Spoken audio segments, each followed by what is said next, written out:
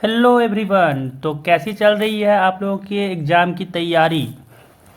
उम्मीद करते हैं कि सब लोग अच्छे से तैयारी कर रहे होंगे। तो इस वीडियो में क्या है, आप लोगों के लिए एक बूस्टर की जैसा है कि कैसे आप लोग 2-3 मार्क्स के क्वेश्चन जो इम्पोर्टेंट होते हैं उसका कॉन्सेप्ट जान सकें। ठीक है, कि कैसे हम लोग ये जो 2-3 मार्क्स वाले क्वेश्चन होते हैं उसको आराम से इजीली टेकल कर सकें। क्योंकि क्या होता है, बहुत बार जो बच्चे होते हैं वो 2 मार्क्स के लिए भी लंबा लंबा आंसर लिखने लग जाते हैं। आपका शॉर्ट टाइप आंसर है बट आप लोग का जो सॉल्यूशन रहता है वो बहुत एक पेज पूरा भर के, तो ज़रूरत नहीं होता है इतना लंबा चौड़ा लिखने का। 2 मार्क्स के लिए आप लोगों को ज़्यादा से ज़्यादा तो 7 से 8 लाइन में ख़त्म होना चाहिए। ठीक है, तो इन्हीं सब बातों का इसमें ध्यान रखना होता है। तो आज हम लोग यही सारे बातों का ध्यान रख के क्वेश्चन को बनाएंगे। जो आपका शॉर्ट आंसर टाइप जो क्वेश्चन होता है ना, उसका यहाँ पे डिस्कशन करने वाले हैं। सिर्फ शॉर्ट जो भी आपका यहाँ पे क्वेश्चन है उसके यहाँ पे क्वेश्चन को देखेंगे और फिर हम लोग इसका सॉल्यूशन लिखेंगे। तो इसमें आपको इस सेशन में आप लोगों को प्रीवियस ईयर के क्वेश्चन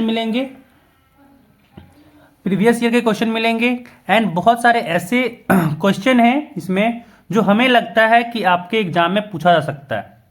ठीक है, तो उन सारे क्वेश्चन को यहाँ पे इस लेक्चर में लिया गया है। तो फिर शुरू करते हैं। ठीक है, तो इस पे जो पहला क्वेश्चन यहाँ पे कह रहा है कि इज द फंक्शन, एक फंक्शन एफ है from natural numbers to natural number. ठीक है, कहा जा रहा है कि क्या ये फंक्शन सर्जेक्टिव है अगर F X equal to 2x+3 है। आपसे यहाँ पे पूछा जा रहा है कि क्या यहाँ पे जो function F X equal to 2x+3 है ना, कि यहाँ पे फंक्शन आपको दिया हुआ है F x is equal to 2x+3। तो पूछा जा रहा है कि क्या ये फंक्शन जो है वो सर्जेक्टिव है ना। तो यहाँ पे कैसे देखा जाए, यहाँ पे अगर देखें तो कैसे देखा जाए, तो हम लोग क्या करेंगे, मान लेंगे कि let y is equal to 2x+3। यहाँ पे y मान लिए कि 2x+3 है ना। अब यहाँ पे देखिए क्या करेंगे, x को इन टर्म्स ऑफ y लिखेंगे। यहाँ पे 2x क्या हो जाएगा, तो y-3 हो जाएगा, एंड यहाँ पे x हो जाएगा y-3/2। यहाँ पे x आ गया हम लोग का y-3/2 है ना। अब यहाँ पे देखिए x को बोला गया है कि नेचुरल नंबर होना चाहिए, डोमेन नेचुरल नंबर है ना। तो अगर हम लोग यहाँ पे लेते हैं x की जगह पे 4, x इक्वल टू यहाँ पे अगर 4 लिए हम लोग, सॉरी x नहीं y को हम लोग यहाँ पे अगर 4 लिए, अगर y को हम लोग यहाँ पे 4 लिए और पुट किए तो हम लोग का x यहाँ पे क्या आ गया, 4-3/2 है ना। 4-3/2 आया, यानी ये आ गया 1/2।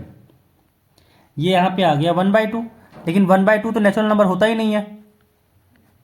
1/2 तो नेचुरल नंबर होता ही नहीं है। तो जब 1/2 बिलोंग ही नहीं किया नेचुरल नंबर में, 1/2 बिलोंग नहीं किया नेचुरल नंबर्स में, तो यहाँ से कह सकते हैं कि जो 4 है ना, 4 जो आपका कोडोमेन में है, इसका कोई भी प्री इमेज आपका डोमेन में है ही नहीं। यहाँ से कह सकते हैं क्या कि जो यहाँ पे 4 belongs to natural number has no pre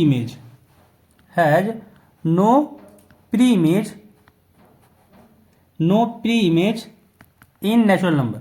यहाँ पे ये जो नेचुरल नंबर है ये डोमेन का है, ध्यान रखना है कि ये डोमेन का है और ये जो है आपका यहाँ पे कोडोमेन का है। तो जब नहीं मिला तो यहाँ से कह सकते हैं क्या होगा, this implies F is not surjective. यहाँ पे सर्जेक्टिव लिखा है तो सर्जेक्टिव हम लोग भी लिख देंगे, या फिर ऑन टू मन करे तो ऑन टू लिख दीजिए, है ना। राम ही श्याम है, वैसा वाला कंडीशन है कि भाई ऑन सर्जेक्टिव बोलो या ऑन टू बोलो, बात तो बराबर है। चलते हैं अगले क्वेश्चन पे। इस क्वेश्चन में कह रहा है कि हम लोग को प्रूफ करना है LHS इक्वल टू RHS है ना। 10 इनवर्स में यहाँ पे टर्म दिया हुआ है, कह रहा है प्रूफ करो यहाँ पे कि LHS इक्वल टू RHS होगा। अब यहाँ पे क्या करेंगे, तो हम लोग LHS को लेके चलेंगे। LHS क्या है यहाँ पे, तो LHS में यहाँ पे है 10 इनवर्स 2/11 प्लस 10 इनवर्स 7/24 है ना। हम लोग यहाँ पे एक फॉर्मूला यूज करेंगे कि tan inverse A plus tan inverse B, tan inverse A plus tan inverse B, ये हो जाता है tan inverse A plus B upon 1 minus A B, है ना। तो इस फॉर्मूले का यहाँ पे हम लोग यूज करेंगे। तो ये देखिए यहाँ पे क्या आ गया tan इनवर्स आता है A प्लस बी, यानी 2/11 plus 7/24 divided by 1 minus 2/11 into 7/24, है ना, 7/24। अब यहाँ पे जब सॉल्व किए तो क्या आया, tan इनवर्स एलसीएम आ गया 11 और 24 का, 11 इंटू 24, और यहाँ पे क्रॉस मल्टीप्लाई होगा तो 2 इंटू 24 किए तो आया 48 प्लस 11 इंटू 7 किए तो यहाँ से आया 77, है ना। अब यहाँ पे भी नीचे में भी जो डिनोमिनेटर में है उसको भी सॉल्व करते हैं, जो डिनोमिनेटर है उसको भी सॉल्व करेंगे यहाँ पे। तो डिनोमिनेटर के लिए क्या आ जाएगा, यहाँ पे भी एलसीएम लिए हैं तो आ गया 11 इंटू 24, है ना, और यहाँ पे 1 है तो यहाँ पे जब हम लोग यहाँ पे देखा जाए तो 1 से मल्टीप्लाई करेंगे यहाँ पे ना 11 इंटू 24 को, तो 11 को जब 24 से मल्टीप्लाई किए तो यहाँ पे आ गया 264, है ना, यहाँ पे आ गया 264 और साथ में माइनस 7 इंटू 2 किए तो यहाँ पे 14 आया। अब यहाँ पे 11 इंटू 24 आपस में कट गया, क्या बचा, तो ऊपर में एडिशन होके यहाँ पे आया tan इनवर्स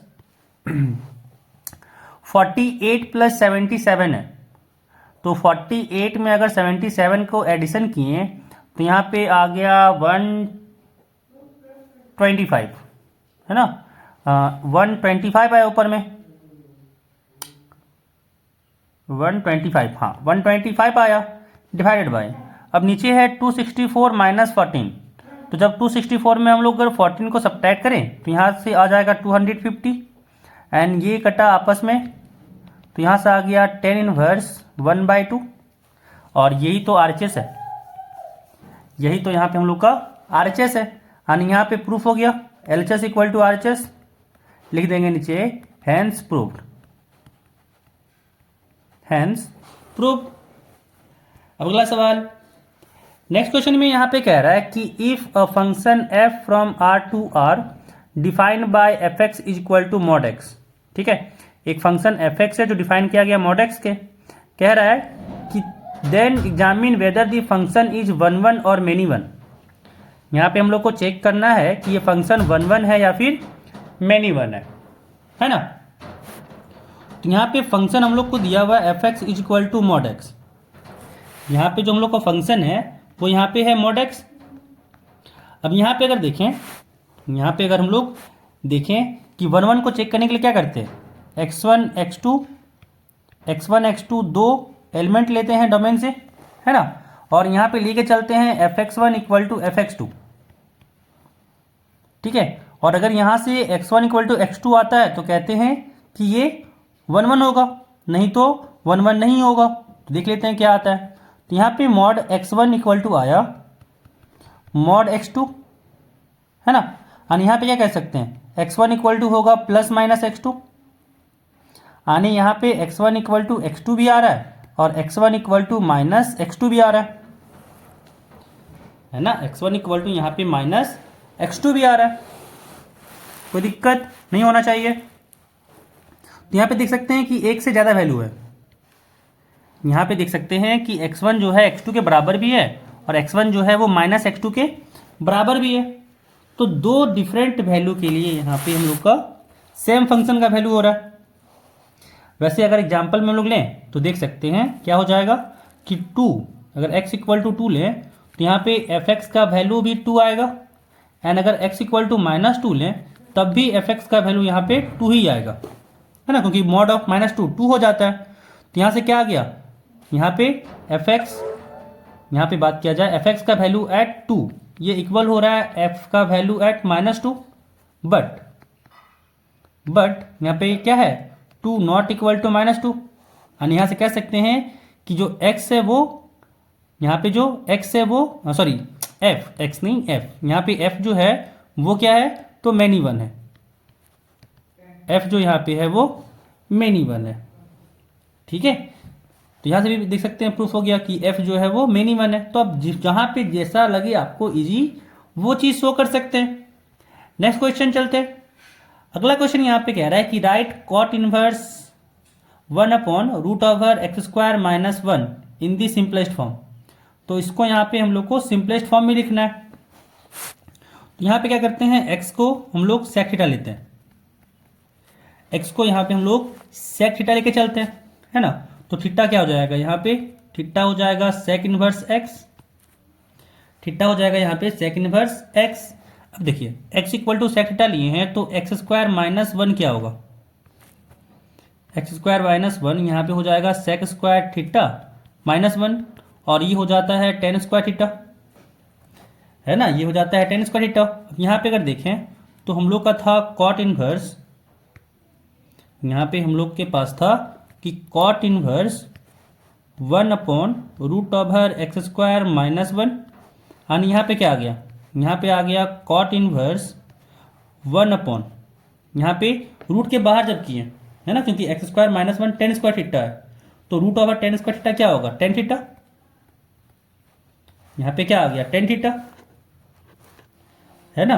और यहाँ पे कह सकते हैं ये क्या आ गया, कॉट इनवर्स 1/10 थीटा, ये तो कॉट थीटा ही हुआ, ये वापस कॉट थीटा ही हुआ। अब कॉट इनवर्स कॉट थीटा, ये थीटा हो जाएगा, कॉट इनवर्स कॉट थीटा, ये तो थीटा ही हो जाएगा। और थीटा क्या है, सेक इनवर्स एक्स, और यहाँ पे आ गया ये सेक इनवर्स एक्स, यहाँ पे ये आ गया सेक इनवर्स एक्स। ठीक है,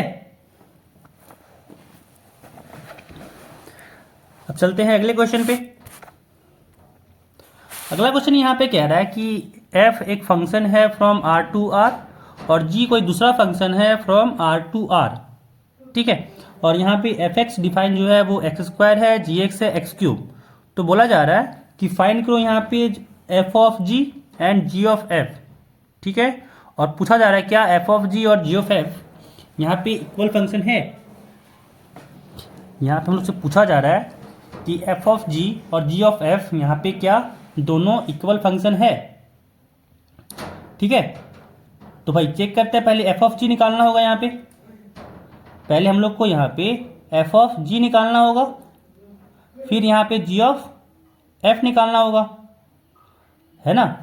तो यहाँ पे निकालते हैं पहले। तो यहाँ पे हम लोग को जो दिया हुआ है, कह रहा है fx इक्वल टू x² है, एंड gx इक्वल टू यहाँ पे दिया हुआ है x³।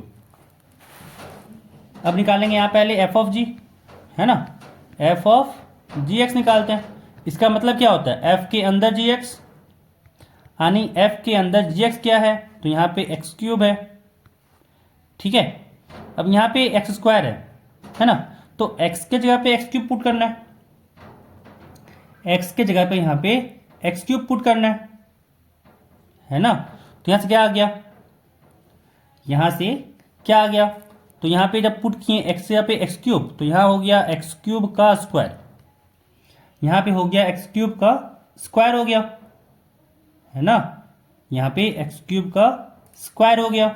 अब जब यहाँ पे पावर का पावर रहता है, तो पावर जो होता है पावर्स आपस में मल्टीप्लाई होता है, यानी 3 × 2 हो गया, तो x के पावर 6 आ गया। f ऑफ gx यहाँ पे x⁴ 6 आ गया, है ना। अब यहाँ पे निकालते हैं g ऑफ f। ठीक है, तो यहाँ पे क्या होगा, g के अंदर fx, इस बार g के अंदर fx होगा, यानी यहाँ पे आएगा g fx। fx यहाँ पे हम लोग का x² है, यहाँ पे जो fx है वो क्या है, x² है। अब यहाँ पे क्या करना है, g ऑफ x² निकालना है। तो जहाँ पे यहाँ जो डिफाइन किया गया gx equal to x³, x के जगह पे x² रखेंगे, यानी यहाँ पे आएगा x² का क्यूब, यहाँ पे आ गया हम लोग का x² का क्यूब, है ना। तो यहाँ पे अगेन पावर का पावर रहता है तो आपस में मल्टीप्लाई होता है, यानी यहाँ पे 2 × 3 6 हो गया। तो f ऑफ g यहाँ पे x⁴ आया, और g ऑफ f भी यहाँ पे x⁴ आया, यहाँ पे x⁴ आया। ठीक है, अब क्या ये दोनों आपस में इक्वल है? तो दिख ही रहा है कि भाई ये तो आपस में इक्वल है। यहाँ पे हम लोग को दिख ही रहा है कि जो एफ ऑफ जी एक्स है ये तो बराबर ही है ना जी ऑफ एफ के, क्योंकि दोनों एक्स के पावर 6 आ रहा है ना। तो लिखेंगे यस, है ना कि क्या ये इक्वल फंक्शन है, तो लिखेंगे यस इट इज इक्वल। ठीक है, या फिर लिख सकते हैं दे आर इक्वल फंक्शन। ठीक है ना, तो ये भी लिख सकते हैं, आपकी मर्जी। अगला क्वेश्चन यहाँ पे कह रहा है, अगला क्वेश्चन में कि find the principal value of sine inverse 1/√2, है ना। तो प्रिंसिपल वैल्यू क्या होता है? अगर हम लोग यहाँ बात करें साइन इनवर्स एक्स का, साइन इनवर्स एक्स का जो प्रिंसिपल वैल्यू होता है वो होता है -π/2 टू π/2, -π/2 टू π/2। तो यहाँ पे अगर बात किया जाए साइन इनवर्स 1/√2, अब देखिए अगर यहाँ पे देखा जाए तो क्या है, यहाँ पे साइन इनवर्स एक्स के बारे में बात किया जाए तो -π/2 से π/2 है ना। तो यहाँ पे साइन इनवर्स 1/√2 ऑब्वियस है कि 4/2 देगा। यहाँ पे जो साइन इनवर्स 1/√2 है वो यहाँ पे क्या देगा, वो यहाँ पे 1/√2 के लिए, क्योंकि हम लोग जानते हैं कि साइन एक्स 1/√2 कहाँ पे देता है, साइन एक्स जो है वो 1/√2 कहाँ पे देता है ना। तो साइन अपॉन, यहाँ पे बात किया जाए साइन एक्स 1/√2 जो देता है वो π/4 पे देता है, वो π/4 पे देता है ना। तो जब π/4 पे दे रहा है तो इसका यहाँ पे जो प्रिंसिपल वैल्यू पूछा जा रहा है वो क्या हो जाएगा, π/4 हो जाएगा, π/4 हो जाएगा। तो यहाँ से सिंपल सा कह सकते हैं कि जो साइन इनवर्स 1/√2 है वो क्या हो गया, π/4, वो यहाँ पे क्या हो गया, π/4। कोई दिक्कत नहीं होना चाहिए, यहाँ पे कोई दिक्कत नहीं होना चाहिए, है ना, कोई दिक्कत यहाँ पे नहीं होना चाहिए। अब चलते हैं अगले सवाल पे, अब चलते हैं हम लोग अगले सवाल पे। अगला सवाल यहाँ पे है कि for which values of X and Y the given matrices are equal. यहाँ पे दो मैट्रिक्स दिया हुआ है, कह रहा है कि किस एक्स और वाई के लिए ये इक्वल है ना। तो क्या करेंगे, पहले यहाँ पे इक्वल लेके चलेंगे, उसके लिए एक्स और वाई निकाल देंगे। तो यहाँ पे 0 है, यहाँ पे x-2 है, यहाँ पे 8 है, यहाँ पे 4 है। कह रहा है यहाँ पे इसको इक्वल लेना है, ठीक है। 3y + 7, यहाँ पे 5 है, यहाँ पे x + 1 है, यहाँ पे 2 - 3y है, ठीक है। यहाँ पे 2 - 3y है, 2 - 3y। अब यहाँ पे जब दोनों आपस में इक्वल है, यहाँ पे ये दोनों आपस में इक्वल है, इसका मतलब क्या हुआ, 0 = आया 3y + 7, x-2 आया 5, x + 1 यहाँ पे हो रहा है 8 और 4 = यहाँ पे हो रहा है 2 - 3y, है ना। तो अगर इसको पहला इक्वेशन को हम लोग देखें, इस वाले इक्वेशन में देखें हम लोग, तो यहाँ से अगर देखा जाए तो y कितना आ रहा है, यहाँ पे अगर देखा जाए तो y कितना आ रहा है, तो यहाँ पे हो गया 3y = 7, माइनस में 3y = यहाँ पे -7 हो गया, यानी y = आ रहा है -7/3, -7/3 है ना। और यहाँ पे अगर देखें, यहाँ पे अगर देखें x के लिए, तो x का यहाँ पे 7 हो रहा है। अब अगर हम लोग यहाँ पे इससे x निकालना चाहें तो क्या आ जाएगा, यहाँ पे x-2 = 5 है, यानी यहाँ पे x = हुआ 5 + 2 यानी 7। अब इससे अगर निकालना चाहें थर्ड वाले से तो क्या आ गया, x + 1 = 8, यानी x = हुआ 8 - 1 तो 7 आ गया।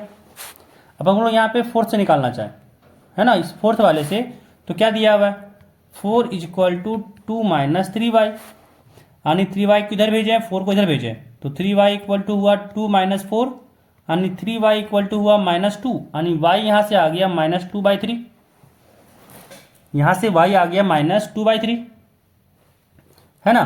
तो यहाँ पे क्या दिख रहा है कि -2/3 नॉट इक्वल टू -7/3, दोनों आपस में इक्वल है ही नहीं, है ना, ये दोनों आपस में इक्वल है ही नहीं। तो क्या कह देंगे, there is no value of x and y, there is no value of x and y such that given matrices are equal, such that given matrices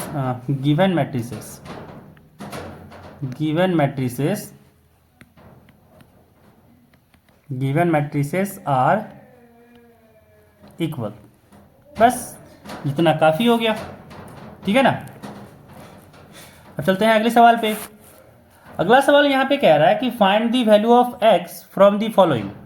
यहाँ पे दो मैट्रिक्स है, दोनों आपस में कहा जा रहा है इक्वल है, तो x का वैल्यू निकालो, x का यहाँ पे वैल्यू निकालना है ना। तो अगर यहाँ पे देखा जाए एलिमेंट्स को इक्वल करें तो यहाँ से क्या आया, 2x minus Y equal to 6 हुआ, 2x minus Y equal to 6 हुआ। और यहाँ पे अगर देखें तो y इक्वल टू कितना हो गया, -2। अब इस y के वैल्यू को यहाँ पे पुट करें तो यहाँ से आ गया 2x minus of -2 equal to 6, और यहाँ पे आ गया 2x माइनस माइनस हो गया +2, this is equal to 6, and यहाँ से आ गया 2x is equal to 6 minus 2, और 6 माइनस 2 तो 4 होता है, और यहाँ पे आ गया 2x इज इक्वल टू 4, 2 से 4 कटा 2 टाइम्स में, एंड x इक्वल टू यहाँ पे आ गया 2, यहाँ पे x इक्वल टू आ गया 2। तो ये क्वेश्चन यहाँ पे कंप्लीट। अगला क्वेश्चन, अब हम लोग यहाँ पे बनाएंगे अगला क्वेश्चन, है ना। तो यहाँ पे कह रहा है कि यहाँ पे कह रहा है कि इसका जो डिटर्मिनेंट दिया हुआ है, कह रहा है ये x प्लस आई वाई के बराबर है। तो कहा जा रहा है कि x और y का वैल्यू बताओ। यहाँ पे कहा जा रहा है कि x और y का वैल्यू बताओ। तो पहले यहाँ पे यहाँ पे जो डिटर्मिनेंट दिया हुआ है उसको लिख लें। तो यहाँ पे कह रहा है कि डिटर्मिनेंट 3×3 का है, और यहाँ पे एलिमेंट्स कुछ इस तरीके से है, ठीक है। अब यहाँ पे क्या करते हैं, इसको पहले डिटर्मिनेंट निकाल लेते हैं, तो फिर इसको कंपेयर कर देंगे x प्लस आई वाई से अगर आया तो, है ना। तो डिटर्मिनेंट क्या हो जाएगा, 6i इंटू, है ना। अब इन दोनों का मल्टीप्लिकेशन 3i इंटू आई, फिर माइनस 3 इंटू -1 है, यानी -3, है ना। तो माइनस माइनस हो गया +3, माइनस माइनस हो गया +3। अब यहाँ पे होता है माइनस, और फिर -3i पहले से ही है, तो माइनस माइनस हो गया +3i, है ना। माइनस माइनस यहाँ पे हो गया +3i। कोई दिक्कत तो नहीं होना चाहिए, है ना, कोई दिक्कत यहाँ पे नहीं होना चाहिए। अब यहाँ पे अगर देखें तो क्या होगा, ये रो कॉलम और ये वाला रो ढकेगा, और यहाँ से आएगा 4 इंटू आई, तो 4i माइनस 30 इंटू -1, 30 इंटू -1, तो माइनस माइनस हो गया प्लस, यानी यहाँ पे हो गया +30, यहाँ पे हो गया +30। अब 1 की बात करें तो यहाँ आया 1 इंटू 4 इंटू 3 12 हो गया, 4 इंटू 3 12 हो गया, एंड यहाँ पे 30 इंटू 3 आई है, 30 इंटू 3 आई है, तो कितना हो गया यहाँ पे माइनस का 90i, माइनस का यहाँ पे 90i हो गया, है ना। अब इसको सॉल्व करें तो यहाँ से आया 6i इंटू 3 इंटू आई है, और i इंटू आई स्क्वायर होता है, और आई स्क्वायर का वैल्यू -1 होता है ना। आई स्क्वायर का वैल्यू -1 होता है। तो यहाँ पे अगर देखा जाए तो 3 इंटू आई स्क्वायर है, और आई स्क्वायर -1 होता है, तो ये तो -3 हो गया, यानी यहाँ पे ये -3 हो गया, साथ में +3 है, फिर प्लस यहाँ पे 3i से जब मल्टीप्लाई करें, यहाँ पे 3i से जब मल्टीप्लाई करें तो क्या आएगा, 4 इंटू 3 किए तो हो गया 12, साथ में आई स्क्वायर, एंड यहाँ पे आ गया प्लस 30 इंटू 3 तो हो गया 90, साथ में आई, है ना, यहाँ पे हो गया 90i। और जब यहाँ पे इसको सॉल्व किए तो यहाँ से आ गया प्लस 12 माइनस, यहाँ पे हो गया माइनस 90 आई, है ना। 90 से 90 कटा, -3 से 3 कटा। अब यहाँ पे अगर देखें तो यहाँ पे आई स्क्वायर है और आई स्क्वायर -1 होता है, तो 12 हो गया -1, 12 इंटू -1 यहाँ पे हो गया -12 और यहाँ पे +12 भी है, तो 12 से 12 कटा, यहाँ पे हो गया 0, है ना। और बोल रखा है यहाँ पे कि हम लोग का ये जो बराबर है वो x प्लस आई वाई के बराबर है, x प्लस आई वाई के बराबर है। तो ये यहाँ पे क्या वैल्यू होगा, x भी 0 हो जाएगा और यहाँ से y भी 0 हो जाएगा। तो यहाँ पे लिखेंगे देयरफॉर x इक्वल टू 0, है ना, और साथ ही साथ y भी 0 हो जाएगा। अगला क्वेश्चन यहाँ पे कह रहा है कि दो डिटर्मिनेंट है, कह रहा है दोनों का वैल्यू इक्वल है, तो x का वैल्यू निकालो। ठीक है, तो x का वैल्यू यहाँ पे निकालने बोल रहा है, तो क्या हो जाएगा, अगर लेफ्ट हैंड साइड का यहाँ पे डिटर्मिनेंट निकाल लें तो 3x इंटू 4 हो गया, 3x इंटू 4 माइनस यहाँ पे -2 इंटू 7 हो गया, है ना। दिस इज इक्वल टू, यहाँ से ये इक्वल आ गया। जब यहाँ पे क्या किए राइट हैंड साइड का निकालें तो 8 इंटू 4 किए, तो 8 इंटू 4 हो गया 32, है ना। यहाँ पे 8 इंटू 4 माइनस यहाँ से हुआ 6 इंटू 7, 6 इंटू 7, 3x इंटू 4 किए तो यहाँ से आ गया 12x, यहाँ से आ गया 12x, फिर यहाँ पे 7 इंटू -2 है तो -14 हुआ, और जब माइनस में मल्टीप्लाई किए तो माइनस माइनस हो गया +14, यहाँ पे आ गया +14। दिस इज इक्वल टू, यहाँ पे 8 इंटू 4 किए तो 8 इंटू 4 हो गया 32, है ना। यहाँ पे ये हो गया 32 और फिर -6 इंटू 7 है, -6 इंटू 7 है, और 7 इंटू 6 किए तो ये हो गया 42। अब यहाँ पे सॉल्व किए, काम खत्म। तो यहाँ से आ गया 12x इज इक्वल टू, यहाँ पे 32 माइनस 12 है, 32 माइनस 12 है, तो यहाँ से क्या आ जाएगा, है ना। तो यहाँ से हो गया -10, यहाँ से हो गया -10 और +14 जो था लेफ्ट हैंड साइड में उसको अगर राइट हैंड साइड में भेज दिए तो यहाँ से हो गया -14, है ना। तो यहाँ से क्या आ गया, यहाँ से आ गया 12x is equal to minus का 24, यानी x इक्वल टू हुआ यहाँ पे -24/12, कट कुट के यहाँ पे आ गया -2, है ना, कट कुट के यहाँ पे आ गया -2। तो ये भी क्वेश्चन कंप्लीट। चलते हैं अगले क्वेश्चन पे। यहाँ पे कह रहा है right the cofactor of all elements, है ना, right the cofactor of all elements of, यहाँ पे 3 -2 4 6 है, एलिमेंट सारे एलिमेंट्स का यहाँ पे कोफैक्टर निकालना है। तो यहाँ पे जब भी अगर निकालना चाहता है कोफैक्टर अगर निकालना है हम लोग को, जैसे नामकरण कर लें कि मान लो कोफैक्टर आप निकाल रहे हैं कोई एलिमेंट aij का, ठीक है, मान लो कोई एलिमेंट aij के लिए निकाल रहे हैं, तो यहाँ पे क्या होता है, ये होता है -1 के पावर में i प्लस j और फिर माइनर ऑफ aij, यहाँ पे होता है माइनर ऑफ aij। अब ये क्या है माइनर ऑफ aij, तो निकाल के दिखा देते हैं सबसे अच्छा। तो क्या हो जाएगा अगर 3 के लिए निकाल लें हम कि कोफैक्टर ऑफ 3 अगर निकालें तो क्या हो जाएगा -1 के पावर में। अब देखिए 3 किस पोजीशन पे है, 3a11 है, यानी यहाँ पे पावर में हो जाएगा 1 + 1।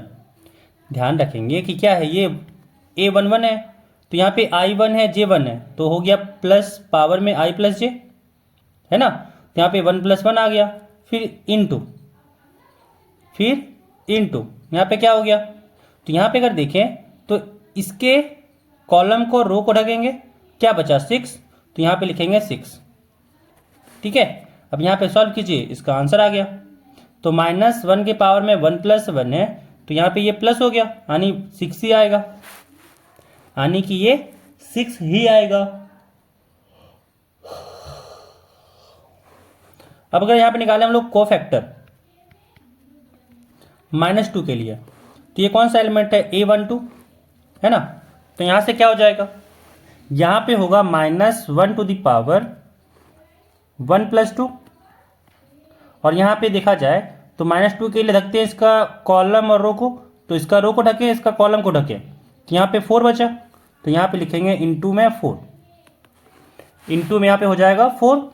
अब -1 के पावर में 1 + 2 है यानी 3 है, और 3 तो ऑड होता है, इसी कारण से माइनस बाहर हो जाएगा, और यहाँ पे हो जाएगा -4, यहाँ पे हो जाएगा -4।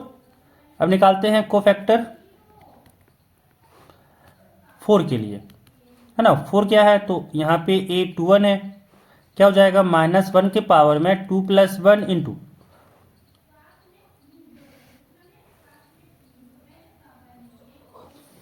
अब 4 के जब निकालें तो इसका ये कॉलम ढकें, इसका रो ढकें, तो यहाँ से -2 आया, यानी यहाँ पे लिखे -2। अब देख सकते हैं कि -1 के पावर में ऑड है, तो माइनस आएगा एक, और -2 पहले से ही है, यानी माइनस माइनस हो गया +2। अब निकालते हैं कोफैक्टर, अब निकालते हैं कोफैक्टर 6 के लिए, तो ये कौन सा एलिमेंट है, A22, यानी यहाँ से आ गया -1 के पावर में 2 + 2 इंटू, अब देखा जाए यहाँ पे क्या है, 6 के लिए निकाल रहे हैं, जिसका कॉलम ढके, इसका रो ढके, तो क्या बचा 3, तो यहाँ पे आ जाएगा 3, यहाँ पे आ जाएगा 3, ठीक है। अब यहाँ पे देखें तो -1 के पावर में इवन है, 2 + 2 इवन होता है, तो यहाँ पे -1 के पावर में इवन है और इंटू 3 है, तो यहाँ से 3 आ गया, यहाँ पे आ गया 3। तो यहाँ पे सारे एलिमेंट्स जो है, सारे एलिमेंट्स का यहाँ पे हम लोग इसका कोफैक्टर निकाल लिए है ना, सारे एलिमेंट्स का यहाँ पे हम लोग कोफैक्टर्स निकाल दिए, खत्म, यही पूछा ही जा रहा था। अब चलते हैं अगले सवाल पे। अगला सवाल यहाँ पे है कि प्रूव डैट, यहाँ पे हम लोग को यहाँ प्रूफ करना है कि जो इसका डिटर्मिनेंट होगा, यहाँ पे जो दिया हुआ है उसका जो डिटर्मिनेंट होगा वो A - B, B - C, C - A के बराबर होगा, है ना। तो सॉल्व करते हैं। तो डिटर्मिनेंट यहाँ पे जो दिया हुआ है उसको लिख लें, तो यहाँ पे है 1A² 1B² 1C² ठीक है। इसमें क्या करते हैं, तो इसमें हम लोग क्या करेंगे ना कि जो R2 है उसको हम लोग चेंज करेंगे क्या, तो R1 - R2 से, R2 को हम लोग चेंज करेंगे R1 - R2 से, ठीक है। और R3 को हम लोग चेंज करेंगे, R3 को हम लोग चेंज करेंगे, यहाँ पे हम लोग चेंज करेंगे R3 - R1, R3 - R1, ठीक है। तो क्या आ जाएगा, यहाँ पे जो डिटर्मिनेंट आएगा वो क्या आ जाएगा, यहाँ पे ऊपर तो कोई चेंज किए नहीं, तो ऊपर में जो था वही उतर जाएगा, लेकिन यहाँ पे देखें तो चेंज आएगा, नीचे वाले के लिए यहाँ पे चेंज आएगा। क्या चेंज आएगा, तो यहाँ पे जो है सारे एलिमेंट्स के लिए, तो इस 1 के लिए R2 के लिए क्या है R1 - R2, तो इसके लिए 1 - 1 हो जाएगा यानी 0, है ना। अब यहाँ पे इस पोजीशन के लिए क्या हो जाएगा A - B, तो यहाँ से आ गया A - B, कुछ नहीं करना है, सारे एलिमेंट्स को यहाँ पे रखो। R2 क्या चेंज कर गया, जो यहाँ पे 1 था वो किस में चेंज कर गया, R1 का जो एलिमेंट था इसके लिए, तो 1 के लिए यहाँ पे भी 1 ही है ना, तो यहाँ पे 1 आया, और R2 यहाँ पे 1 ही है, यानी 1 - 1 क्या हो गया 0, तो 1 यहाँ पे चेंज कर गया 0 से। ऐसे ही अगर हम लोग बात करें दूसरे एलिमेंट के लिए, है ना, R2 का ही दूसरा एलिमेंट B के लिए जब बात करें तो B किस में चेंज कर गया, तो B चेंज कर गया हम लोग को R1 यानी A माइनस यहाँ पे R2 यानी B, तो B चेंज कर गया हम लोग का यहाँ पे A - B, ठीक है। सिमिलरली अगर देखा जाए तो B² किस में चेंज किया, तो B² यहाँ पे चेंज किया A² - B² में, ठीक है। समझ में आ रहा है कैसे किए, है ना। यहाँ पे अब अगर R3 की बात किया जाए तो R3 - R1 करना था, यानी 1 किससे रिप्लेस हुआ, 1 फिर से यहाँ पे रिप्लेस हुआ 1 - 1 से, तो यहाँ पे ये भी 0 आ गया, है ना। लेकिन इस बार अगर देखा जाए, इस बार अगर यहाँ पे देखा जाए तो जो इसका सेकेंड एलिमेंट है C, तो C इस बार किससे रिप्लेस हुआ, तो ये रिप्लेस हुआ c माइनस ए से, ये रिप्लेस हुआ c माइनस ए से, तो यहाँ पे हो गया c माइनस ए।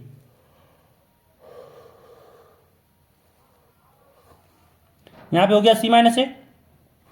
और फिर अगला एलिमेंट की बात करें हम लोग, तो सी स्क्वायर किससे रिप्लेस हुआ, तो ये रिप्लेस हुआ सी स्क्वायर माइनस ए स्क्वायर से। ठीक है, तो यहाँ पे आ गया सी स्क्वायर माइनस ए स्क्वायर। कोई दिक्कत नहीं होना चाहिए, कोई दिक्कत यहाँ पे नहीं होना चाहिए, है ना।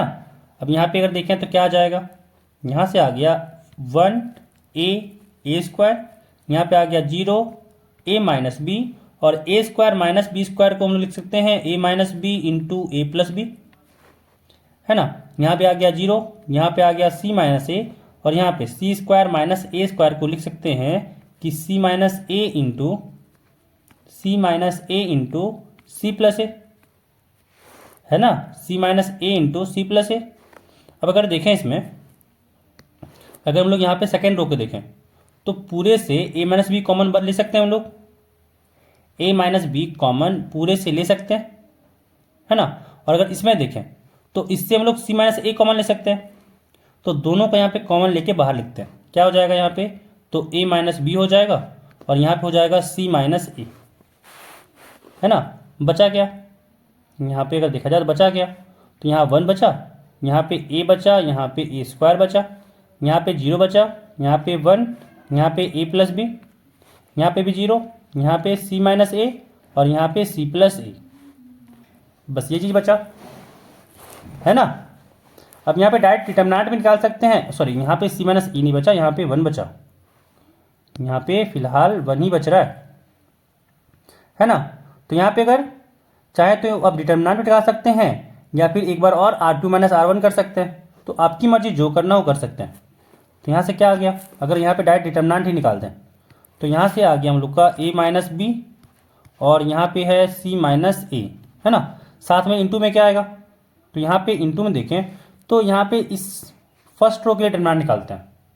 ठीक है, इस फर्स्ट रो के अलॉन्ग में डिटर्मिनेंट निकालते हैं, sorry first column first column के लिए निकालने, तो क्या हो जाएगा, यहाँ से होगा 1 इंटू सी प्लस ए माइनस 1 इंटू ए प्लस बी, और यहाँ पे आ गया माइनस ए माइनस बी, है ना। और बाकी सबके लिए, इसके लिए भी तो 0 ही होगा, और इसके लिए भी 0 ही होगा, है ना। अब यहाँ पे ए से ए कटा, और यहाँ पे आ गया ए माइनस बी इंटू सी माइनस ए इंटू यहाँ पे क्या बचा, तो सी, और यहाँ बचा माइनस बी, तो यहाँ से हो गया सी माइनस बी, यहाँ से हो गया सी माइनस बी। ठीक है, तो यहाँ पे ये क्वेश्चन कंप्लीट, तो यहाँ से ये प्रूफ हो गया, यहाँ से ये प्रूफ हो गया। अब चलते हैं अगले सवाल पे, अब चलते हैं हम लोग अगले सवाल पे। अगला सवाल यहाँ पे है कि हम लोग को F X equal to 5x minus 3 दिया हुआ है। हम लोग को यहाँ पे एक function F X equal to 5x minus 3 दिया हुआ है, और हम लोग से यहाँ पे बोला जा रहा है कि प्रूफ करो कि एट x इक्वल टू 0 जो फंक्शन है वो कंटिन्यूअस है, जो फंक्शन है वो कंटिन्यूअस है ना। कैसे किया जाए, कंटिन्यूअस प्रूफ कैसे किया जाए, तो क्या बताया जाता है भाई, जब भी आपको प्रूफ करना हो continuous, limit x tending to 0 LHL निकालो, RHL निकालो, और प्रूफ करो कि ये FA के बराबर है, प्रूफ करो कि ये FA के बराबर है।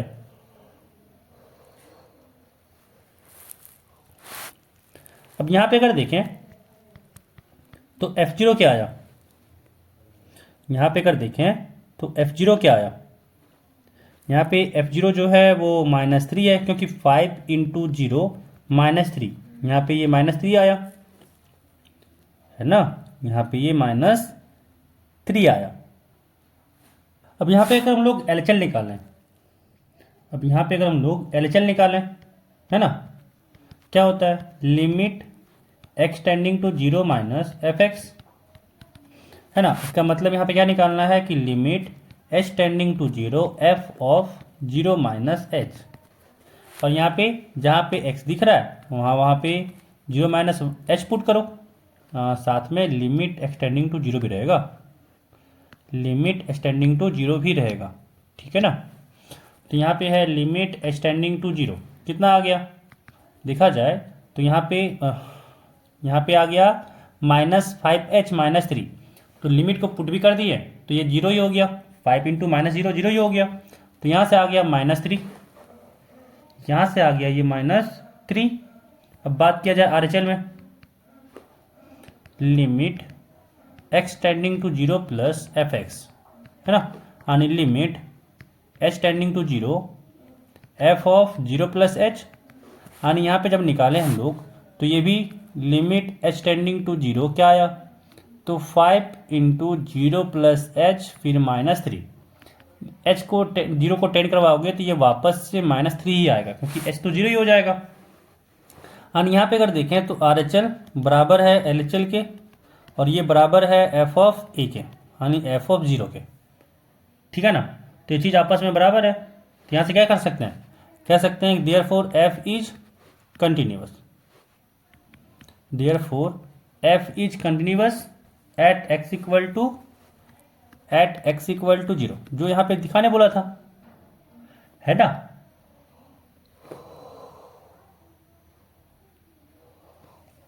अब चलते हैं अगले क्वेश्चन पे। अगला क्वेश्चन यहाँ पे कह रहा है कि so that the function fx is equal to X square. यहाँ पे एक फंक्शन है एक्स स्क्वायर, यहाँ पे हम लोग को इसको शो करना है, यहाँ पे हम लोग को इसको शो करना है कि जो फंक्शन है वो एट x इक्वल टू 1 पे ये डिफरेंशिएबल है, एट x इक्वल टू 1 के लिए ये डिफरेंशिएबल है ना, और डिफरेंशिएबल है तो यहाँ पे आगे कहा जा रहा है कि f' 1 भी निकालो, यहाँ पे कह रहा है कि f' 1 भी निकालो। तो यहाँ पे दो काम करना है, यहाँ पे हम लोग को दो काम करना है ना। पहले तो डिफरेंशिएबल शो करना है, फिर डिफरेंशिएबल शो होने के बाद फिर यहाँ पे क्या करना है, इसको यहाँ पे हम लोग क्या करना आगे कि भाई इसको f'1 भी चाहिए, इसको यहाँ पे हम लोग का f'1 भी चाहिए। तो इसके लिए क्या करेंगे, डिफरेंशिएबल शो करने के लिए LHD और RHD दोनों निकालना होता है, सॉरी LHR नहीं LHD, LHR क्यों लिखे हम, LHD है ना, लेफ्ट हैंड डेरिवेटिव। LHD क्या होता है, लेफ्ट हैंड डेरिवेटिव। तो फॉर्मूला क्या होता है इसके लिए, तो लेफ्ट हैंड डेरिवेटिव के लिए फॉर्मूला होता है कि limit h tending to zero f of यहाँ पे होता है x minus h minus of fx divided by minus h, है ना। और अगर हम लोग यहाँ बात करें RHD का, अगर हम लोग यहाँ पे बात करें RHD का, तो RHD के लिए होता है limit h tending to zero f of x plus h minus fx divided by h, है ना, डिवाइडेड बाय h। अब ध्यान क्या रखना है इसमें कि LHD के लिए डिवाइडेड बाय माइनस h होता है और RHD के लिए h होता है। गलती क्या करता है बहुत कोई कि भाई यहाँ पे माइनस h, यहाँ पे h की जगह पे दोनों जगह पे h ही पुट कर देता है। तो ये गलती आपको नहीं करना है ना। दोनों जगह पे h नहीं होता, एक जगह पे LHL के लिए माइनस h होता है, RHL के लिए h होता है। अब निकालते हैं LHD। अब यहाँ पे हम लोग LHD निकालते हैं, तो LHD क्या हो जाएगा, limit h tending to zero f of x minus h है, यानी यहाँ पे x क्या है 1 है, तो यहाँ पे है 1 माइनस h, है ना, यहाँ पे है 1 minus h minus f of 1 divided by minus h। अब यहाँ पे अगर देखें तो क्या हो गया कि limit h tending to zero, यहाँ पे limit h tending to zero f of 1 minus h, यहाँ पे h दिख रहा है वहाँ पे 1 माइनस h पुट करते हैं, तो यहाँ हो गया 1 माइनस h का स्क्वायर माइनस यहाँ पे हो गया f1 यानी 1 का स्क्वायर, है ना, डिवाइडेड बाय यहाँ पे माइनस h है। तो यहाँ पे अगर देखें a square minus b square में तोड़ें कि a माइनस बी और a प्लस बी होता है, तो यहाँ से हो गया limit h tending to zero, यहाँ पे है 1 माइनस h और a प्लस बी और a माइनस बी होता है, तो यहाँ पे हो गया -1 और साथ में अगर इंटू किए हैं तो यहाँ पे हुआ 1 minus h plus 1 divided by minus h है ना, डिवाइडेड बाय माइनस h है। क्या कटा, कुछ कट रहा है, तो यहाँ पे कट पीट रहा है कि 1 से -1 गया, और यहाँ पे बचा -h, है ना, कि लिमिट h टेंडिंग टू 0, यहाँ पे बचा -h into 2 -h divided by -h है, -h से -h कटा। अब लिमिट जब पुट किए तो ये 2 के बराबर आया, यानी LHD आ गया यहाँ पे 2। अब निकालेंगे यहाँ पे RHD, अब निकालेंगे यहाँ पे हम लोग RHD, ठीक है। RHD क्या होगा, तो limit h tending to 0, limit h tending to 0, यहाँ से क्या आ गया, यहाँ से आ गया हम लोग का f of 1 plus h minus f of 1 divided by h, है ना। अब जहाँ पे यहाँ एक्स स्क्वायर डिफाइन है तो 1 प्लस एच हो जाएगा x के जगह पे, और यहाँ पे आ गया 1 प्लस एच का स्क्वायर माइनस 1 अपॉन h। अब यहाँ पे अगेन क्या, एक सेकंड छूट रहा है ना कुछ, यहाँ पे हम लोग का छूट रहा है, क्या छूट रहा है, तो लिमिट तो साथ लेके चलना होगा, लिमिट भी पीछे पीछे लुढ़क के जाएगा कि भाई हम भी जाएंगे साथ में, है ना, जिद्दी बच्चा जैसा। तो यहाँ पे साथ में लेके चले गए, यहाँ पे 1 स्क्वायर है। अब यहाँ पे अगर देखें तो ये ए स्क्वायर माइनस बी स्क्वायर है फिर से, तो ए माइनस बी और ए प्लस बी में तोड़े, क्या हो गया, यहाँ पे आया limit h tending to 0, 1 plus h minus 1, 1 plus h plus 1 divided by h हो गया, यहाँ पे 1 से 1 कटा, और देखा जाए तो यहाँ पे h बचा, तो h से h भी कटा।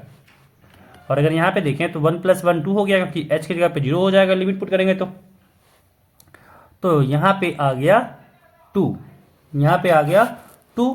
तो देख सकते हैं क्या आया, LHD इक्वल टू RHD, यहाँ पे LHD इक्वल टू क्या आ गया, RHD, है ना। यहाँ से कैसे कह सकते हैं, यहाँ से कह सकते हैं देयरफॉर एफ एक्स जो एक्स स्क्वायर है, एफ एक्स जो यहाँ पे एक्स स्क्वायर है, is differentiable at x equal to 1, at x equal to 1।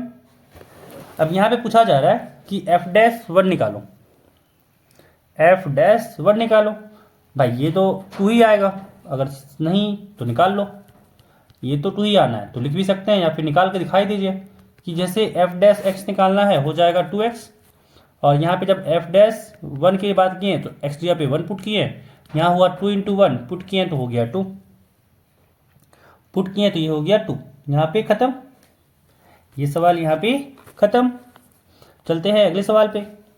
अगला सवाल यहाँ कह रहा है कि discuss the continuity of the function F X at X equal to 0, है ना।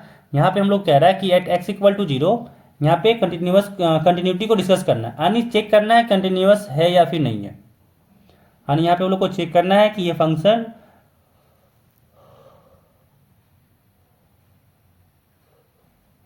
कंटिन्यूअस है कि नहीं है ना।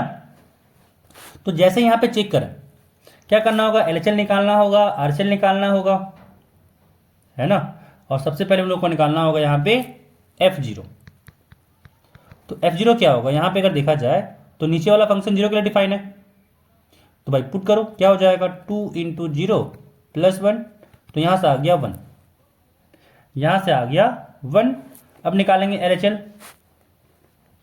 अब लोग यहाँ पे निकालेंगे LHL, क्या, तो limit x tending to 0 minus F X क्या होता है, तो ये होता है limit h tending to 0 f of 0 minus h, है ना। अब 0 माइनस h क्या है, मतलब कि 0 से छोटा नंबर, अब जैसे 0 से छोटा नंबर आया ये फर्स्ट फंक्शन में जाएगा, अन्यास हो गया limit h tending to 0 to 0 minus h minus 1,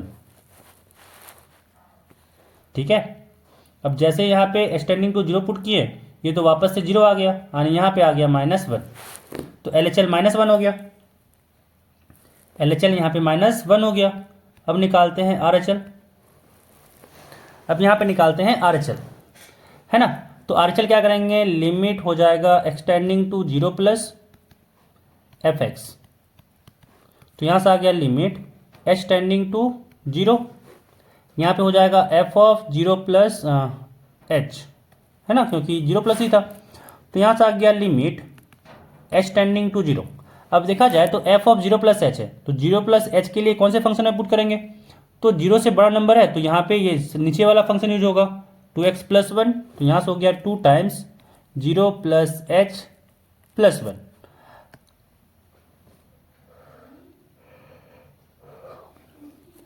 तो जब यहाँ पे लिमिट को हम लोग पुट किए तो एच की जगह पे जीरो हो गया है ना, तो यहाँ पे जीरो प्लस जीरो और इनटू में कुछ भी रहे तो जीरो ही आएगा, यानी यहाँ पे आ गया 1।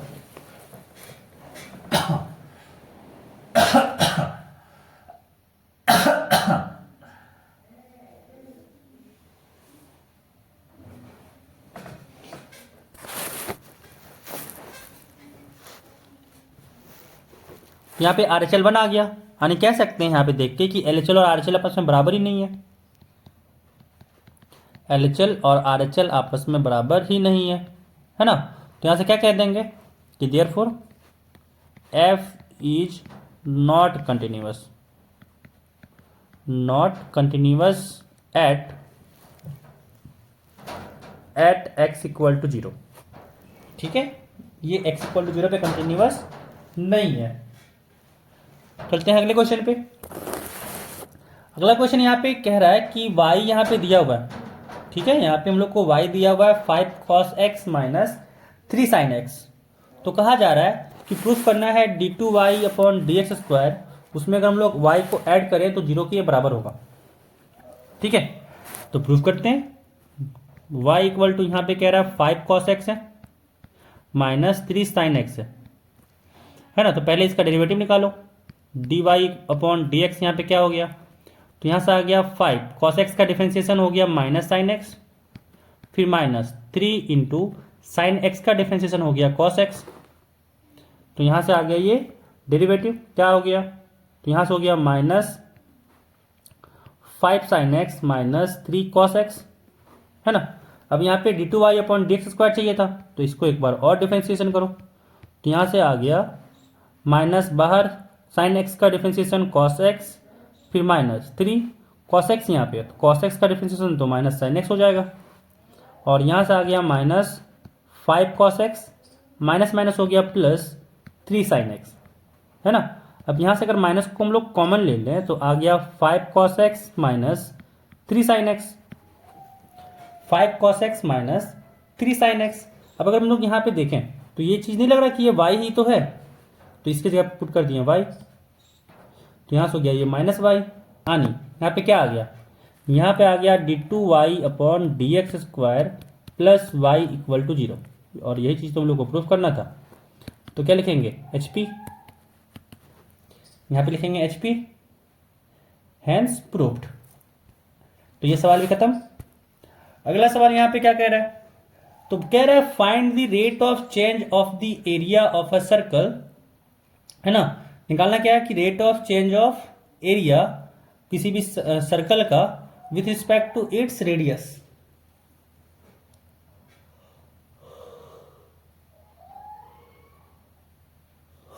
देखिए यहां पे अगर देखा जाए तो कह रहा है रेट ऑफ चेंज, तो रेट ऑफ चेंज का मतलब क्या होता है, सिंपल सा कि भाई रेट ऑफ चेंज कहा जा रहा है तो डिफरेंशिएशन ही तो होता है ना। dy अपॉन dx को क्या कहते थे, अगर देखा जाए यहाँ पे कि dy अपॉन dx को क्या कहते हैं, dy अपॉन dx को ये नहीं कहते हैं कि rate of change of y with respect to x, dy upon dx को यही ना कहते हैं कि rate of change of y with respect to x। अब यहाँ पे क्या कह रहा है कि एरिया को निकालना है r के रिस्पेक्ट में, और एरिया क्या होता है पाई आर स्क्वायर है ना। अब इसका डेरिवेटिव निकालना है r के रिस्पेक्ट में, तो क्या हो जाएगा dA अपॉन dr, यहाँ पे हो गया 2 पाई आर ना, क्योंकि आर स्क्वायर का डिफरेंशिएशन 2r हो गया, 2 को बाहर फेंक दिया, हो गया 2 पाई आर।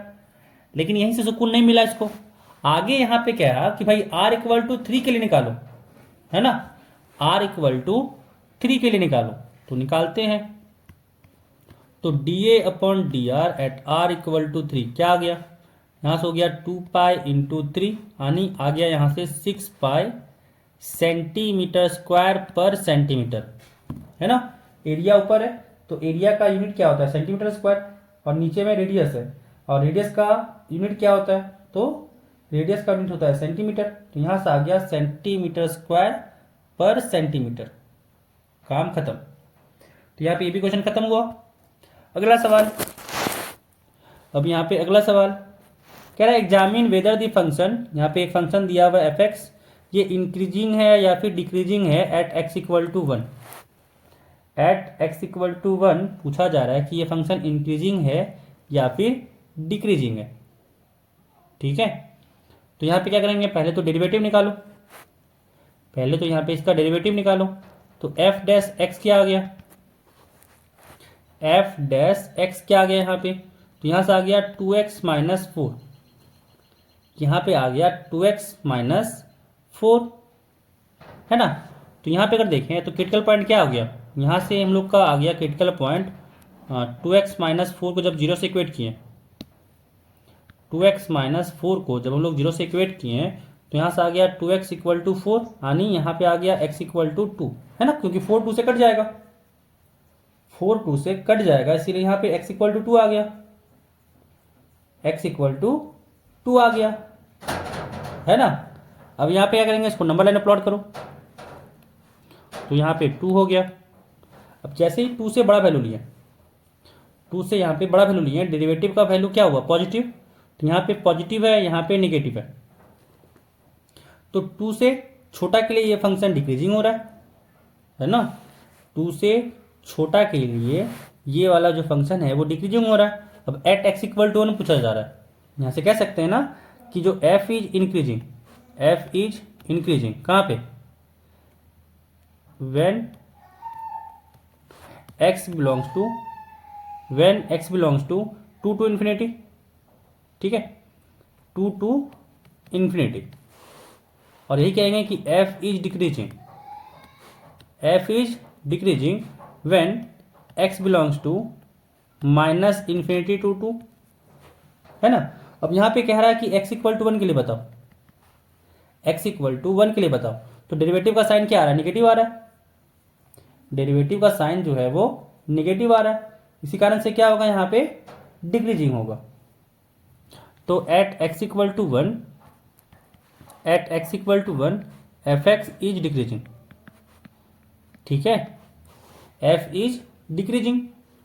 अब चलते हैं अगले सवाल पे। अगला सवाल यहाँ पे कह रहा है कि the radius of a circle is increasing at the rate of 0.7 centimetre पर सेकेंड, यानी यहाँ पे दिया क्या है, सेंटीमीटर पर सेकेंड है, यानी dr अपॉन dt दिया हुआ है, ये कह रहा है कि 0.7 सेंटीमीटर पर सेकेंड है। तो हम लोग से निकालना क्या है, तो हम लोग को निकालना है यहाँ पे rate of increase of its circumference, कि उसके सर्कमफेरेंस का रेट ऑफ इंक्रीज क्या होगा, ठीक है। तो सर्कमफेरेंस क्या होता है, तो हम लोग बात करें यहाँ पे सी से सर्कमफेरेंस को डिनोट करें, तो सर्कमफेरेंस क्या होता है, तो सर्कमफेरेंस यहाँ पे हो जाता है 2πr, है ना। सर्कमफेरेंस जो कोई भी सर्कल का होता है वो क्या होता है, 2πr, है ना। जब 2πr है यहाँ पे, तो फिर यहाँ पे t के रिस्पेक्ट में डिफ्रेंशिएट करो, तो यहाँ से हो गया dc upon dt, dc upon dt, यहाँ से हो गया 2π कांस्टेंट बाहर हो गया, यानी यहाँ पे आ गया dr अपॉन dt, है ना। तो यहाँ से हो गया 2π इंटू dr अपॉन dt है, तो dr अपॉन dt को यहाँ पे क्या पुट करेंगे, 0.7 है तो पुट कर देते हैं 0.7, ठीक है, 0.7 पुट कर देते हैं। तो यहाँ से कितना आया, 0.7 हटाए, यहाँ पे नीचे लगा 10 और पाई का वैल्यू को लिखे 22/7, तो यहाँ से आ गया 2 इंटू 22/7 इंटू 7/10, इतना सेंटीमीटर पर सेकेंड, ठीक है। तो यहाँ पे 7 से 7 कटा और 22 इंटू 2 ये हो गया 44, और 44 को जब 10 से डिवाइड करें तो यहाँ से आ गया 4.4 सेंटीमीटर पर सेकेंड, 4.4 सेंटीमीटर पर सेकेंड, इतना है इसका रेट ऑफ इंक्रीज, इसका है इतना, यहाँ पे आ गया हम लोग का rate of increase of circumference, ठीक है। अगला सवाल, अगला सवाल यहाँ पे कह रहा है कि इंटीग्रेट करना है हम लोग को √x माइनस 1/√x का स्क्वायर। इसमें अगर देखा जाए ये क्वेश्चन के बारे में कहें तो ये इंपॉर्टेंट क्वेश्चन है, ये वाला ध्यान रखिएगा कि ये इंपॉर्टेंट क्वेश्चन है, ठीक है। कैसे निकलेगा इसका, यहाँ पे अगर देखें तो पहले क्या करते हैं ना, इसको √x माइनस 1/√x का यहाँ पे स्क्वायर है तो स्क्वायर को ओपन ही कर लेते हैं, स्क्वायर को यहाँ पे हम लोग ओपन ही कर लेते हैं तो क्या हो जाएगा, यहाँ पे ए स्क्वायर हो जाएगा यानी रूट एक्स का स्क्वायर, तो एक्स हो जाएगा माइनस बी का स्क्वायर, सॉरी प्लस बी का स्क्वायर हो जाएगा, यानी बी स्क्वायर यहाँ पे कर देखें तो 1/√x है, और 1/√x का स्क्वायर करेंगे तो ये 1/x ही आएगा, फिर माइनस 2ab है ना, और a यहाँ पे √x है और b यहाँ पे 1/√x है, तो √x और √x कट जाएगा, यहाँ बचेगा बस -2, यहाँ बचेगा बस -2 है ना। अब इसका इंटीग्रेशन करना है, अब यहाँ पे इसका इंटीग्रेशन करना है, तो x का इंटीग्रेशन हो गया x²/2, x का यहाँ पे इंटीग्रेशन हो गया x²/2, और यहाँ पे 1/x है, तो 1/x का जब इंटीग्रेशन किए तो ये हो गया log mod x, है ना, फिर -2 है, और -2 का जब इंटीग्रेशन किए तो यहाँ से हो गया -2x, यहाँ से हो गया -2x, साथ में प्लस c होगा, साथ में इंटीग्रल कांस्टेंट c हो जाएगा, है ना, तो यहाँ पे इसका इंटीग्रेशन हो गया।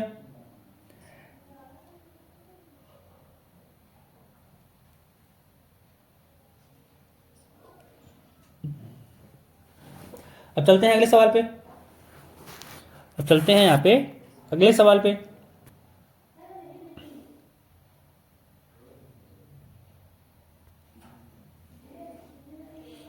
अब यहाँ भी इंटीग्रेशन का सवाल है ना, कि इसको इंटीग्रेट करना है, तो गौर से अगर इसको देखें तो क्या दिखा कि अगर x² को कॉमन ले लें ना, अगर x³ माइनस x² में x² को कॉमन ले लें तो यहाँ बचेगा x-1, यहाँ पे बचेगा x-1, और अगर यहाँ पे दिखा जाए तो यहाँ पे x-1 तो ऑलरेडी है ही, डिवाइडेड बाय यहाँ पे x-1 है, साथ में dx क्या आ गया यहाँ पे, तो देखा अगर जाए तो x-1 दोनों जगह से कॉमन ले सकते हैं न्यूमरेटर में, तो x-1 को कॉमन लिए, यहाँ बचा x² + 1 डिवाइडेड बाय x-1 है ना।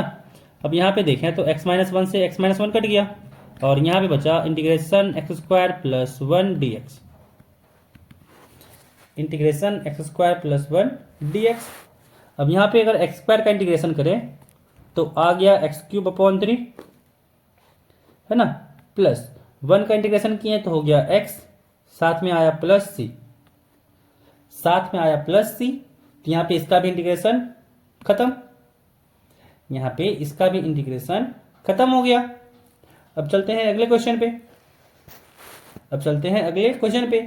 यहाँ पे है x+1 का इंटीग्रेशन कह रहा है निकालो, और दिया हुआ है यहाँ पे लिमिट -1 to 1, लिमिट दिया हुआ है -1 to 1 है ना, तो क्या करेंगे डायरेक्ट इंटीग्रेशन निकालते हैं। तो यहाँ पे x का इंटीग्रेशन हो गया x² प्लस 1 का इंटीग्रेशन हो गया x, लिमिट पुट करना है -1 1, जब अपर लिमिट पुट किए है ना, जब अपर लिमिट पुट किए तो यहाँ पे आ गया 1/2, क्योंकि 1 का स्क्वायर 1 होता है, प्लस यहाँ पे हो गया 1, और जब लोअर लिमिट पुट किए तो यहाँ पे -1 का स्क्वायर 1 हो गया यानी 1/2, और यहाँ पे हो गया -1, तो यहाँ पे आ गया 1/2 + 1, 1/2 + 1 हो गया यहाँ पे 3/2, माइनस 1/2 माइनस ऑफ 1 है यानी यहाँ पे आया -1/2, और माइनस माइनस हो गया प्लस, यानी यहाँ पे आ गया +1/2, और 3/2 + 1/2 किए तो हो गया यहाँ से 4/2, 2 से 4 कटा 2 टाइम्स में, यानी यहाँ पे आ गया 2, यहाँ पे आ गया 2, ठीक है, यहाँ पे 2 आ गया। अब चलते हैं आगे, अगला क्वेश्चन में यहाँ पे है कि इंटीग्रेट करो cos 2x का, लिमिट है 0 to π/2 है ना। cos 2x का इंटीग्रेशन, cos 2x का इंटीग्रेशन हो जाएगा sin 2x/2, sin 2x/2, limit यहाँ पे कह रहा है 0 to π/2 है, लिमिट यहाँ पे कह रहा है कि 0 to π/2 है ना। तो यहाँ पे अगर देखें तो क्या दिख रहा है, अब यहाँ पे लिमिट पुट करते हैं, क्या हो जाएगा यहाँ पे, तो यहाँ से आ गया, जब लोअर लिमिट पुट किए तो यहाँ से हो गया sin 2 × π/2 डिवाइडेड बाई 2 है ना, और जब लोअर लिमिट पुट किए तो यहाँ से हो गया sin 0/2, तो यहाँ पे अगर देखें 2 से 2 कटा और sin π आया, sin π 0 होता है, साइन पाई 0 होता है और यहाँ पे साइन 0 होता है, ओवरऑल यहाँ पे आ गया 0, ओवरऑल यहाँ पे आ गया 0। ठीक है, अगला क्वेश्चन यहाँ पे हम लोग को इंटीग्रेट करना है x into x plus 3 upon x plus 5 को, है ना। तो यहाँ पे क्या करेंगे हम लोग, यहाँ पे हम लोग क्या करेंगे ना कि x प्लस 5 को मान लो t, x प्लस 5 को मान लो यहाँ पे t, तो कोई दिक्कत नहीं होगा। क्या कर सकते हैं, जैसे ही t माने यहाँ पे आ गया dx equal to dt, but यहाँ पे हम लोग x की जगह पे लिख सकते हैं t माइनस 5, है ना। x की जगह पे लिख सकते हैं t माइनस 5, इंटीग्रेट करते हैं क्या हो गया, तो डिनोमिनेटर में तो यहाँ पे x प्लस 5 की जगह पे t हो गया और बाहर में x है, तो x की जगह पे हो गया t माइनस 5, है ना। यहाँ पे हो गया t माइनस 5 और x प्लस 3 है, तो x प्लस 3 की जगह पे हो जाएगा t माइनस 2, है ना। यहाँ पे हो जाएगा t माइनस 2। अब साथ में यहाँ पे dt हो गया। अब मल्टीप्लाई करते हैं क्या हो जाएगा, यहाँ पे आ गया t माइनस 5 और t माइनस 2 का मल्टीप्लिकेशन किए तो हो गया t square minus 5t minus 2t plus 10 divided by t, साथ में dt, है ना। तो यहाँ से क्या आ गया, इंटीग्रेशन t स्क्वायर माइनस यहाँ पे हो गया 5t, यहाँ पे आ गया माइनस में 7t है, साथ में आया प्लस 10, साथ में आया प्लस 10 डिवाइडेड बाई t, साथ में यहाँ पे dt हो गया। अब t से इसको अगर डिवाइड कर दिए तो यहाँ से आ गया t माइनस यहाँ पे हो गया 7, यहाँ पे आया 7 अपॉन t, साथ में हुआ dt। इंटीग्रेट करते हैं, t का इंटीग्रेशन हो गया t square by 2 minus 7 dt है, तो इंटीग्रेशन किए तो 7t हो गया और यहाँ पे प्लस 10 बाई टी है, तो यहाँ से हो गया 10, 1 पॉइंट टी का इंटीग्रेशन होता है log mod T, log mod T, साथ में हुआ प्लस सी, है ना। अब यहाँ पे जब हम लोग टी की जगह पे वापस से पुट किए x प्लस 5, तो यहाँ से आ गया x प्लस 5 का whole square divided by 2 minus यहाँ से आ गया 7 x plus 5 plus 10 log of x plus 5, है ना, साथ में प्लस सी। तो यहाँ पे ये भी क्वेश्चन कंप्लीट। चलते हैं अगले क्वेश्चन पे, है ना। अगला क्वेश्चन यहाँ पे है कि इंटीग्रेट करना है हम लोग को 1 upon root x plus 1 plus root x का। लिमिट यहाँ पे दिया हुआ है 0 to 1, लिमिट दिया हुआ है 0 to 1। क्या करते हैं इस क्वेश्चन में ना कि हम लोग रैशनलाइज कर लेते हैं, इस क्वेश्चन में हम लोग क्या करते हैं कि रैशनलाइज कर लेते हैं। क्या हो जाएगा रैशनलाइज करेंगे तो यहाँ पे हो जाएगा root x plus 1 minus root x divided by यहाँ पे हो गया रूट एक्स प्लस 1, यहाँ पे हो गया माइनस रूट एक्स, है ना। तो यहाँ से आ गया रूट यहाँ पे 0 to 1। यहाँ पे अगर देखें तो डिनोमिनेटर में आ गया x प्लस 1, क्योंकि x plus 1 root x plus 1 का स्क्वायर तो x प्लस 1 हो गया, minus root x into root x है ना, तो यहाँ पे x आ गया। और न्यूमरेटर की बात करें तो यहाँ से हो गया x plus 1 minus root x और साथ में यहाँ पे dx है, x से x कटा और नीचे हो गया 1, तो कोई फर्क तो पड़ेगा नहीं। अब यहाँ पे रूट एक्स प्लस 1 है, इसका का जब इंटीग्रेशन किए यानी ये क्या है x प्लस 1 पावर में 1/2 ही है ना, और x प्लस 1 जब तक x के साथ कुछ मल्टीप्लाई ना हो, है ना, या फिर डिवाइड ना हो, तब तक ये इफेक्ट नहीं करता, आप उसको डायरेक्ट इंटीग्रेट कर सकते हैं। तो x प्लस 1 पावर 1/2 है, इंटीग्रेट किए तो यहाँ से हो गया x plus 1 power 1/2 plus 1 divided by 1/2 plus 1, है ना। अब यहाँ माइनस है, रूट है x, रूट यहाँ पे है x और इसका इंटीग्रेशन हो जाएगा x power 1/2 plus 1 divided by 1/2 plus 1, limit यहाँ पे 0 to 1 है। हाँ, यहाँ पे क्या आ गया देख सकते हैं नीचे, यहाँ पे अगर देखें तो 3/2 है, यहाँ भी 3/2 यहाँ भी है, बाहर कर सकते हैं और फ्लिप होके बाहर होगा। ध्यान रखिएगा कि डिवीजन में यहाँ पे है 3/2, तो यहाँ पे क्या हो जाएगा, इसको हम लोग लिख सकते हैं, मान लो ये 1 अपॉन दिस है तो इसको लिख सकते हैं ना कि 2/3, तो बाहर यहाँ पे 2/3 करेंगे, ये चीज़ ध्यान रखना। अब यहाँ पे अपर लिमिट पुट करें तो यहाँ पे हो गया 1 प्लस 1 पावर 3/2 माइनस यहाँ पे पुट किए तो यहाँ से हुआ 1, है ना, यहाँ से हुआ 1, क्योंकि 1 के पावर 3/2 की है, कोई फर्क तो पड़ेगा नहीं। ठीक है, अब लोअर लिमिट पुट करते हैं। अब यहाँ पे हम लोग लोअर लिमिट पुट करते हैं, तो लोअर लिमिट पुट किए 0, तो यहाँ से आ गया 0 + 1, यानी यहाँ पे हुआ माइनस यहाँ पे 1 हुआ, है ना, यहाँ पे -1 हुआ। क्या आ गया, तो यहाँ से आ गया 2/3, यहाँ से 1 + 1 हो गया 2 पावर 3/2 -2, 2 पावर 3/2 -2 हो गया।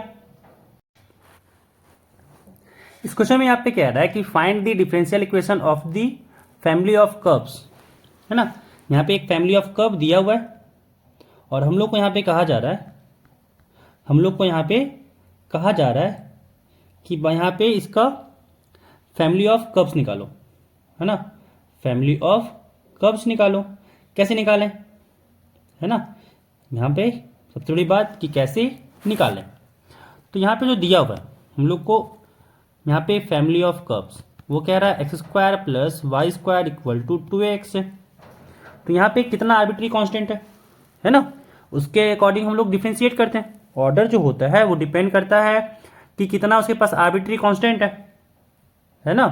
तो यहाँ पे एक ही आर्बिट्री कांस्टेंट a है, तो एक ही बार डिफरेंशिएट करेंगे। क्या हो जाएगा, यहाँ से होगा 2x प्लस यहाँ से हो गया 2y, फिर y का डिफरेंशिएशन x के रिस्पेक्ट में हो गया dy/dx। This is equal to यहाँ पे आ गया 2a, है ना, क्योंकि x का डिफरेंशिएशन 1 हो गया।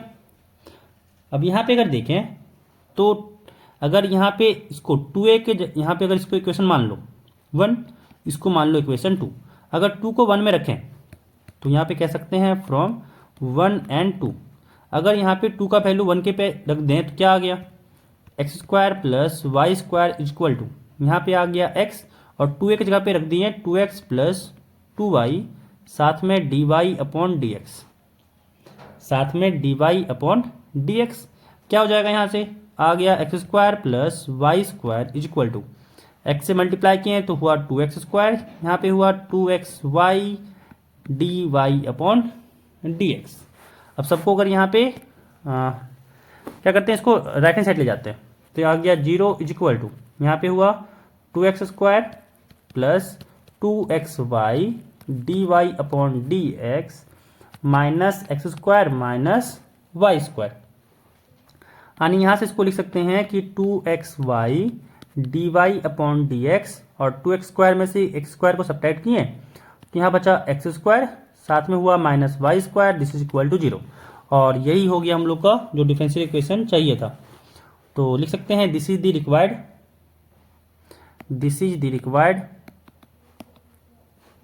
Required differential equation. ठीक है, यही डिफरेंशियल इक्वेशन हम लोग को चाहिए था। खत्म। अगला सवाल यहाँ पे आए तो यहाँ पे इस डिफरेंशियल इक्वेशन का हम लोग को यहाँ पे निकालना है सॉल्यूशन। ठीक है ना, इसको सॉल्व करना है। कैसे किया जाए, तो दिख रहा होगा कि ये वेरिएबल सेपरेबल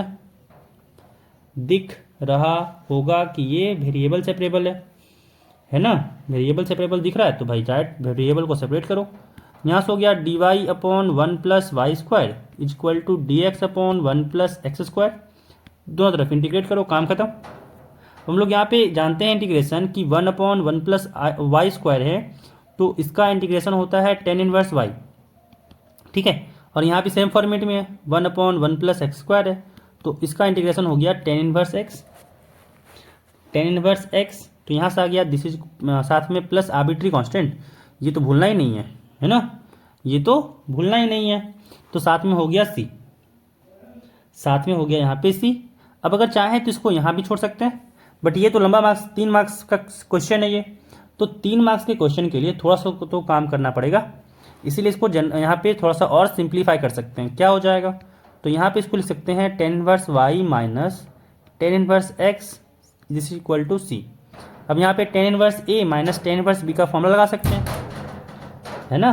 तो क्या आ जाएगा, तो यहाँ पे ये क्या आ जाएगा, तो यहाँ पे ये बन जाएगा tan 1, यहाँ पे हो गया ये y - x अपॉन यहाँ हो जाएगा 1 + y × x, है ना, क्योंकि tan 1a - tan 1b का फॉर्मूला क्या होता है, टेन इनवर्स ए माइनस बी अपॉन, लिख ही देते हैं ना सबसे अच्छा, कि आप लोग को भी रिकॉल हो जाए, कि टेन इनवर्स ए माइनस टेन इनवर्स बी का फॉर्मूला होता है टेन इनवर्स ए माइनस बी अपॉन 1 प्लस ए इंटू बी। ठीक है, बस यहीं पे ये फॉर्मूला को यूज किए, काम खत्म हो गया। अब अगर देखें तो 10 को उधर भेज दें तो क्या हो गया, y माइनस एक्स अपॉन यहाँ हो गया 1 plus y x is equal to 10c, है ना।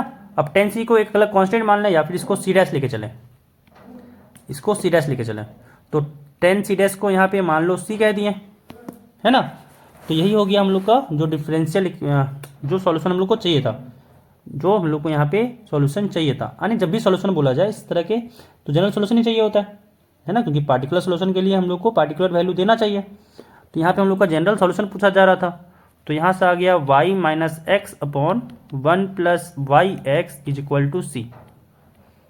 ठीक है, क्या लिखेंगे, this is the required solution, this is the required. आप चाहें तो जनरल सॉल्यूशन भी लिख सकते हैं या फिर सॉल्यूशन भी लिख सकते हैं।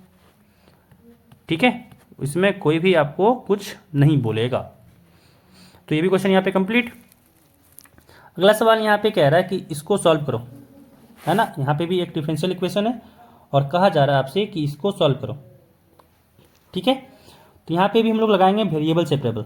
क्या हो जाएगा, तो यहाँ पे अगर गौर से देखें तो ये sec square x tan y d x equal to, y वाले टर्म को उधर भेज दें, डी वाई वाले टर्म को उधर भेज दें, तो क्या हो गया minus of sec square y साथ में टेन एक्स हो गया डी वाई, है ना।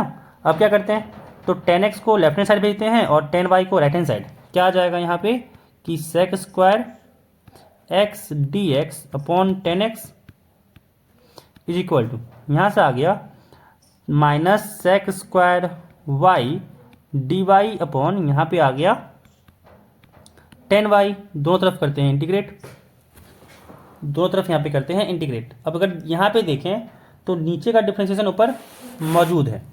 देखिए, जब भी अगर आपको ऐसा कुछ दिखे कि F dash x d x और डिनोमिनेटर में एफ एक्स है, ठीक है ना, तो इसको याद रखिएगा कि हमेशा इसका इंटीग्रेशन होता है log of mod F x साथ में प्लस सी। ठीक है, तो यहाँ पे अगर देखें तो टेन एक्स का डिफरेंशिएशन ऊपर तो है ही, यानी इसके जगह पे डायरेक्ट हम लोग लिख सकते हैं कि log mod of ten x, है ना, और राइट हैंड साइड में हो गया minus log mod of ten y. ठीक है, साथ में प्लस। अब यहाँ पे क्या करें, तो यहाँ पे हम लोग लॉग में लेंगे, क्योंकि देख सकते हैं दोनों लॉग में है, तो सी को अगर लॉग में ले लेंगे तो सिंप्लीफिकेशन थोड़ा सा और आसान हो जाएगा बस। या फिर कह सकते हैं सिंपल सा कि जब भी आंसर को मिलाना होता है ना, तो यहाँ पे लॉग को ही लेके देना होगा, अदरवाइज आपका आंसर कभी मिलेगा ही नहीं। आंसर सही रहेगा, ये चीज़ नहीं सोचना है कि आंसर गलत है आपका, आंसर आपका भी सही है बट आपका आंसर मैच नहीं करेगा। ठीक है, अब क्या करते हैं, इसमें इसको लेफ्ट हैंड साइड लेके आते हैं, तो हो जाएगा log mod of ten x, साथ में यहाँ पे हो गया plus log mod of ten y. ठीक है, this is equal to log c. हम लोग जानते हैं log a plus log b, log a plus log b होता है लॉग ए इंटू बी। ठीक है, this is equal to log c. दो तरफ से लॉग हट गया, यहाँ से आ गया ten x into ten y, this is equal to c, this is equal to c. क्या लिख देंगे, this is the required, this is the required solution, या फिर जनरल सॉल्यूशन, जो लिखना हो लिख दीजिए, खत्म, है ना। तो यहाँ पे ये भी क्वेश्चन कंप्लीट। चलते हैं अगले सवाल पे। यहाँ पे सवाल कह रहा है कि एक ऐसा वेक्टर निकालो जिसका डायरेक्शन आपका 5i minus j plus 2k की ओर हो, बट मैग्नीट्यूड 8 हो, बट मैग्नीट्यूड जो हो वो 8 हो। ठीक है, तो क्या करेंगे, पहले हम लोग यहाँ पे मान लो इस वेक्टर को ए कह रहे हैं, 5i minus j plus 2k, है ना, प्लस 2k, इसको मान लो हम लोग कह रहे हैं यहाँ पे ए। तो पहले यहाँ पे ए का यूनिट वेक्टर निकालेंगे। तरीका क्या होता है यूनिट वेक्टर का, तो भाई ए वेक्टर में इसके मॉडुलस से डिवाइड कर दो, है ना, इसके मैग्नीट्यूड से डिवाइड कर दो। तो यहाँ पे क्या हो जाएगा, अगर मैग्नीट्यूड ऑफ ए निकालें तो यहाँ से हो जाएगा रूट ओवर ए स्क्वायर यानी 5 का स्क्वायर प्लस बी स्क्वायर यानी -1 का स्क्वायर प्लस सी स्क्वायर यानी 2 का स्क्वायर। कितना आ गया यहाँ पे? तो यहाँ पे देखिए तो आ गया 5 का स्क्वायर 25 प्लस -1 का स्क्वायर हो गया 1 प्लस 2 का स्क्वायर हो गया 4, है ना। 2 का स्क्वायर यहाँ पे हो गया 4 यानी कितना आ गया यहाँ पे? तो यहाँ से आ गया रूट ओवर 25 प्लस 1 26 और 26 प्लस 1 हो गया 30, है ना। तो यहाँ पे आ गया रूट 30 यानी यहाँ पे क्या आ गया? यहाँ पे आ गया 5i minus j plus 2k divided by root over 30। तो यहाँ पे हम लोग का यूनिट वेक्टर आ गया। अब क्या करेंगे, इसी यूनिट वेक्टर में 8 से मल्टीप्लाई कर देंगे। तो यहाँ पे जो 8 ए कैप होगा ना, वही यहाँ पे होगा इस वेक्टर के डायरेक्शन में मैग्नीट्यूड 8 वाला वेक्टर, ठीक है। यहाँ पे हो जाएगा 8 इंटू ये रूट 30 बाहर कर सकते हैं यानी यहाँ पे आ गया 8 रूट 30 5i कैप माइनस जे कैप प्लस 2k कैप। तो जो हम लोग का रिक्वायर्ड वेक्टर निकालना था वो ये हो गया। तो ये भी क्वेश्चन यहाँ पे कंप्लीट। अब चलते हैं अगले सवाल पे। यहाँ पे सारा सवाल कंप्लीट है ना। तो आज के लिए बस इतना ही। आप लोग अच्छे से पढ़िए, एग्ज़ाम को अच्छे से देना है। कोई यहाँ पे ज़्यादा अपने आप को क्या बोलते हैं, फोर्स नहीं करना है। बस मन लगा के पढ़िए ताकि एग्ज़ाम में आपका मार्क्स अच्छा आए, क्योंकि अभी भी आपके पास बहुत टाइम है। आपका एग्ज़ाम जो है वो आई थिंक 19 तारीख को है ना। तो 19 तारीख भी आपके लिए यहाँ पे बहुत टाइम है। अभी आपके पास टोटल आज 14 हो गया, 15 16 17 18, 4 दिन 1 रात, नहीं 4 दिन, हाँ 4 दिन 1 रात है, ठीक है ना। 4 दिन 5 रात, सॉरी 1 रात कैसे बोलते हैं। तो 4 दिन 5 रात बहुत टाइम होता है। तो थ्रू आउट क्वेश्चन को लगाते जाइए, ठीक है। तो आपका यहाँ पे बहुत हेल्पफुल होगा। फिर मिलते हैं, थैंक यू।